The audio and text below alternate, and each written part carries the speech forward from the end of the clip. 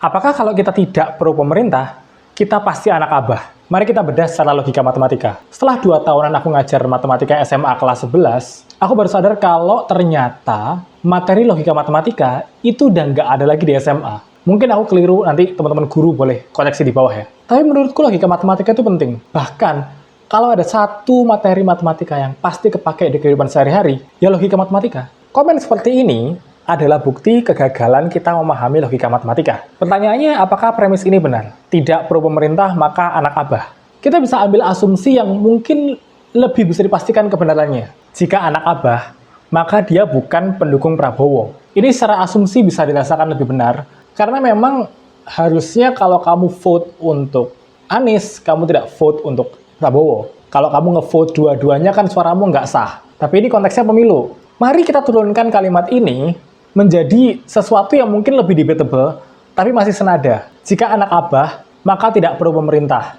Sebenarnya ini mirip seperti yang di atas, tapi bedanya di belakangan ini. Yang satunya bukan pendukung Prabowo, satunya tidak pro pemerintah. Terdengar mirip, tapi sebenarnya itu beda. Tapi mari kita asumsikan dua hal itu adalah hal yang sama. Meskipun kalau nanti kita bedah lagi, sebenarnya dua hal itu adalah dua premis yang berbeda. Tapi untuk video singkat ini, anggaplah itu adalah hal yang sama. Sekarang kita misalkan, ini jadi A, ini jadi P. Berarti kalimat ini bisa kita ubah jadi, jika A, maka negasi P.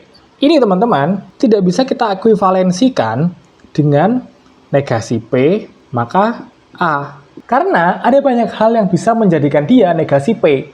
Nggak hanya A, tapi kalau A, sudah pasti nanti akibatnya adalah negasi P. Nah, premis ini akan punya nilai yang sama dengan P, maka negasi A. Bisa dibayangkan seperti ini gambarnya teman-teman. Kalau dia A, maka dia bukan P. Dan kalau dia P, maka dia bukan A. Jadi A dan P ini, mereka saling lepas. Nggak ada irisan antara anak abah sama pro pemerintah.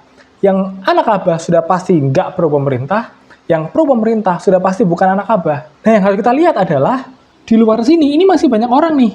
Contohnya ada di sini MKM di sini. Nah, orang ini tidak mendukung A dan juga tidak mendukung P.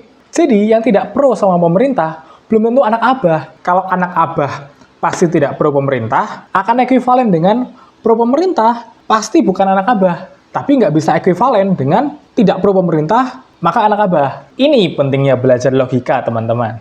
Walaupun logika matematika sekarang nggak masuk kurikulum, tapi bukan berarti kalian nggak bisa belajar sendiri. Kalian bisa baca Madilog buat belajar dasar-dasar dari logika matematika ini. Gimana? Tertarik buat baca nggak?